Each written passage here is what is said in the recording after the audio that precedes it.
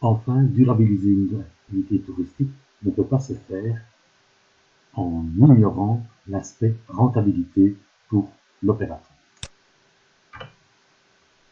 Se lancer dans le durable, est-ce tout compte fait rentable?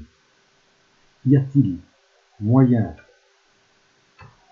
d'augmenter les recettes ou y a-t-il moyen de réduire les coûts dans le compte de résultat? On va commencer par réduire les coûts. Attention, réduire les coûts n'est pas toujours compatible avec le développement durable. Pour les matières environnementales, on peut par exemple réduire les coûts d'épuration. On risque d'être moins bon en environnement. On peut réduire les efforts en matière de santé pour les aspects sociaux. Et enfin, on peut réduire les infrastructures en matière économique. À chaque fois, en réduisant ces coûts-là, de cette manière-là, on va réduire le capital environnemental, social et économique, donc la totalité des capitaux transmis aux générations futures. Mais la compatibilité est possible.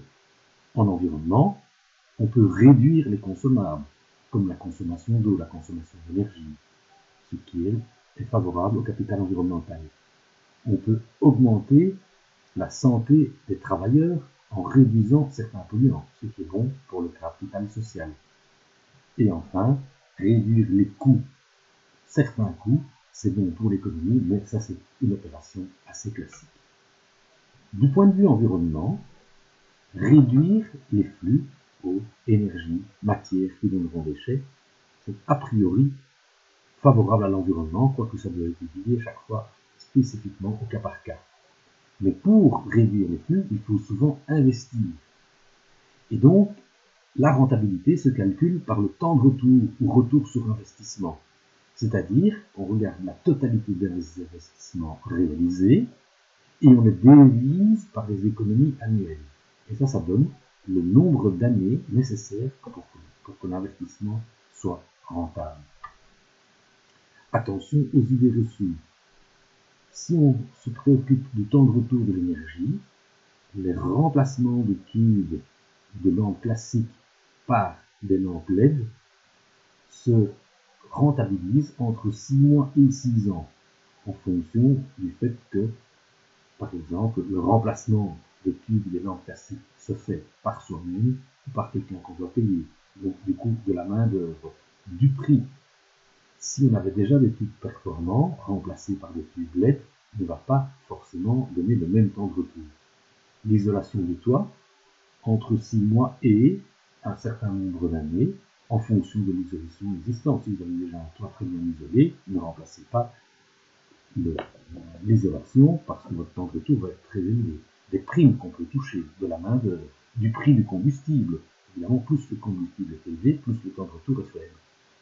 Et le remplacement des châssis, si on remplace l'entièreté du châssis et non pas la simple vitre, ça peut être entre 30 et 80 ans. Pourtant, souvent, on pense remplacement des châssis comme favorable à l'énergie. Oui, mais avec un temps de retour souvent très long. Pour calculer le temps de retour environnemental, ou en tout cas la rentabilité, investir peut être une solution, mais parfois ce n'est pas la solution la plus rentable. Parfois, un bon réglage de la régulation est bien plus rentable que n'importe quel autre investissement. Et n'oublions pas le contrôle. Faire un investissement et ne pas le contrôler, c'est risquer de ne pas voir qu'il ne fonctionne pas ou qu'il ne fonctionne pas aussi bien que ce qu'on souhaite. Sensibiliser est la solution. Oui et non. Si on utilise une théorie qui a fait ses preuves, pourquoi pas? Mais attention aux effets de retour. Ne pas rebuter les touristes. Souvent, le tourisme est vu comme un moment où on peut relâcher les contraintes. Si on rajoute trop de contraintes au touriste lors de son tourisme, il peut être rebuté et chercher éventuellement un endroit ailleurs. Et ne pas demander au touriste ce qu'on n'a pas fait soi-même. Pour la santé, le capital social, santé, connaissance et inclusion, investir dans des produits et des services qui améliorent la santé des opérateurs et de ses connaissances est bon pour le capital social. Remarquez qu'on parle ici de la capacité à faire croître le capital social pour les personnes qui y travaillent. Investir dans l'inclusion, c'est certainement favorable. On pense à l'inclusion financière, on pense à l'inclusion des personnes culturelles, on pense à des personnes qui ont un handicap, qu'il soit moteur, mental, visuel, auditif, etc. Et investir dans les réseaux, ça c'est certainement quelque chose dont on ne voit pas immédiatement la rentabilité financière, mais qui à terme peut l'être. C'est difficile pour l'ensemble de ces choses-là de calculer un temps de retour. Réduire les coûts, attention, résumons, il faut être rigoureux en utilisant l'amélioration continue, par exemple les douanes d'investigation de qualité ou tout autre système, comme EMAS, ISO 14000, voire son propre système, ou utiliser un label, par exemple les clés vertes. Cette rigueur va permettre de mieux calculer la rentabilité et de mieux vérifier après si la rentabilité est acquise. Attention au boomerang pour réduire les coûts.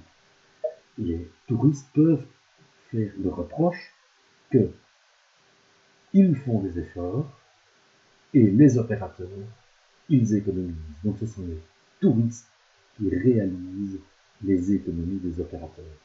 Comment passer outre cette critique? La technique du partage de l'effort par le cadeau. C'est-à-dire que, on a dit, l'opérateur commence par faire ses propres efforts. Lorsqu'il a fait tout ce qu'il pouvait, il demande ensuite la collaboration du touriste en disant à vous. Et une fois que le touriste participe, à ce moment-là, on lui donne un cadeau. Donc on a communiqué sur les efforts faits, les conférences de manière chiffrée, on fait appel au touriste et on fait un cadeau cohérent. Alors, souvent, la réduction du prix n'est pas particulièrement en phase.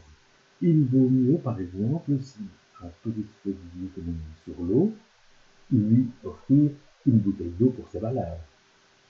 Si l'économie s'est faite de manière générale, on peut par exemple lui offrir un bonus dans le menu qu'on va lui offrir, etc. Donc c'est vraiment un cadeau et c'est moins une réduction de prix.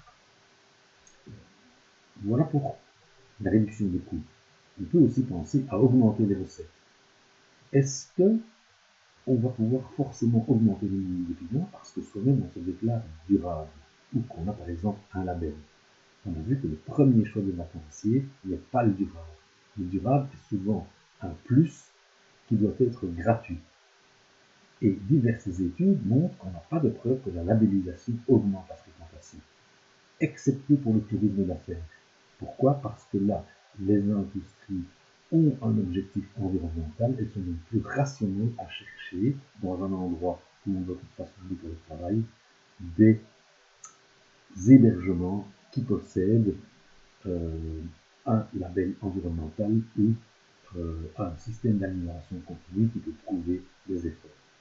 Et donc ne pas avoir de politique environnementale, de système d'amélioration continue ou de label peut être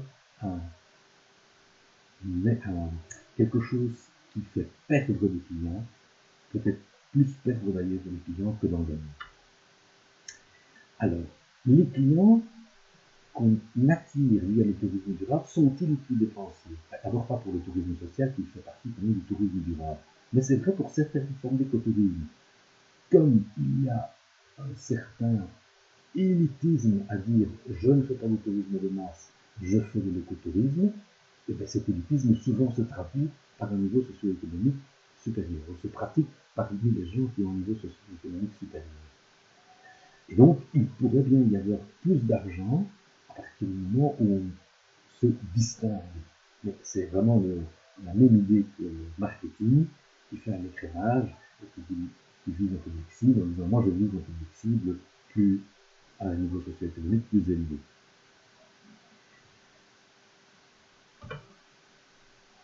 On peut aussi dire qu'on peut à la fois réduire les coûts et augmenter les recettes. Ce n'est pas simple, sauf si on vise une clientèle socio-économiquement plus avantagée. Par contre, on peut avoir une approche multi-acteurs, voire une dynamique territoriale, et faire en sorte que les touristes qui viennent dans notre hébergement puissent après aller dans d'autres endroits qui ont une philosophie durable. Et ce plaisir-là amènera peut-être à plus de dépenses. Et donc c'est une fertilisation croisée parce que du coup les clients touristes qui vont ailleurs, inversement, d'ailleurs, ils pourraient venir chez vous.